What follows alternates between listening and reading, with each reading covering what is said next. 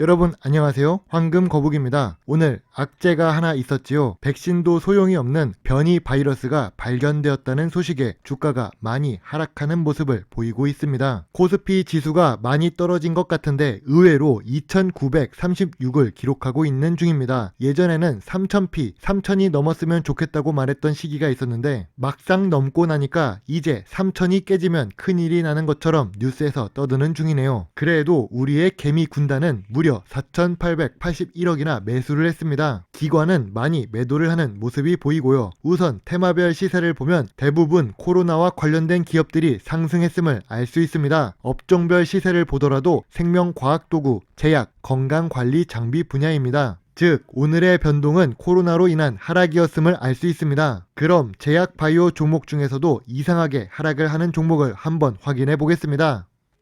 외국인 및 기관의 매매 동향을 한번 체크해 보겠습니다. 이 종목은 기관이 11월 3일을 제외하고는 4주 연속 매도를 하는 모습이 보입니다. 심지어 11월 3일의 매수는 겨우 200주이지요. 평균 거래량이 2만 주가 되지 않는 재미없는 흐름을 보이는 종목이기는 하지만 기관 투자자가 연속으로 매도를 하는 모습이 보이고 있지요. 주가를 한번 확인해 보겠습니다. 11월 초만 해도 47,500원을 기록하던 주가가 오늘 4850원입니다. 한 달 동안 20% 정도 하락을 했다고 볼 수 있습니다.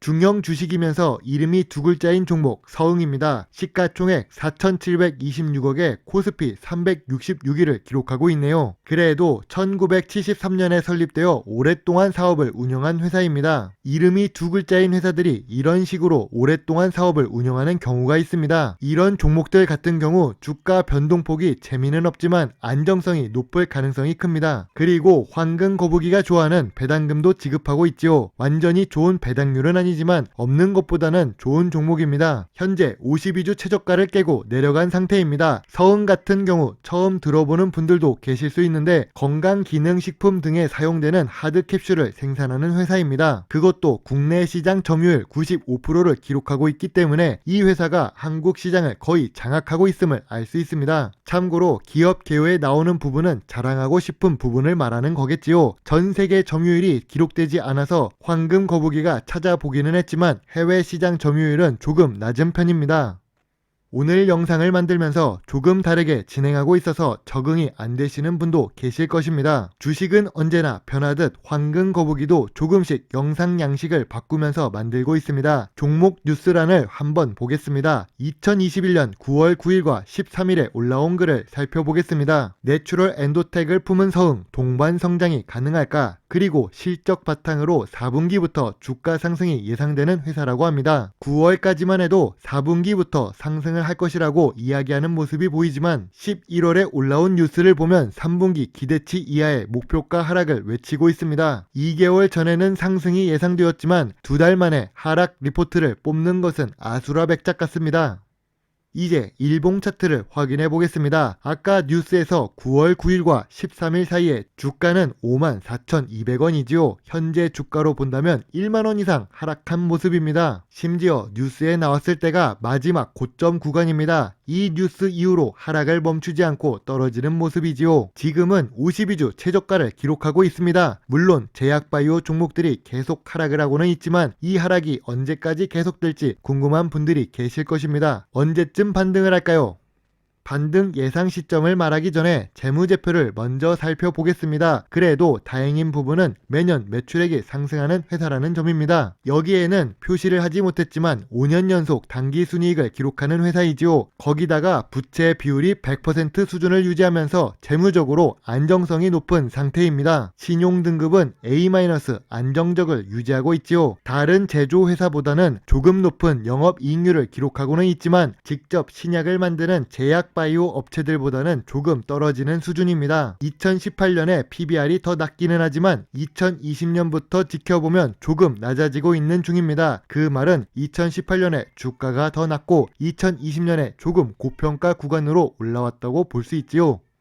2019년부터 주가가 큰 상승을 했습니다. 2019년보다 2020년의 상승은 2배 수준으로 상승을 했다는 것을 알 수 있습니다. 그런데 방금 전까지 보았던 재무제표를 보면 매출액이 2배로 상승을 했을까요? 아닙니다. 그런데도 주가가 2배 이상 급등을 한 것은 2020년에 발생했던 전염병으로 인해 제약 바이오 관련 종목들이 주목을 받았기 때문입니다. 반도체 종목도 이때 하드캐리하면서 상승 추세를 이어갔고 제약 바이오 종목들도 이런 식으로 상승을 했지요. 그리고 주가가 하락을 하고는 있지만 주봉 차트 상으로도 이동평균선 200일선 위에 있는 상태입니다. 황금 거북이라면 지금 52주 최저가는 맞지만 아직은 때가 아니라고 보고 200일선이 깨진 뒤부터 조금씩 매수를 하는 것이 어떨까란 의견을 드립니다. 그런데 현재 황금 거북이가 매수를 한 종목 중에 수익 실현을 한 종목을 제외하고 너무 제약바이오 관련한 종목들이 남기 시작해서 황금 거북이는 이 종목까지 비중을 바로 늘리기는 어려울 것 같습니다.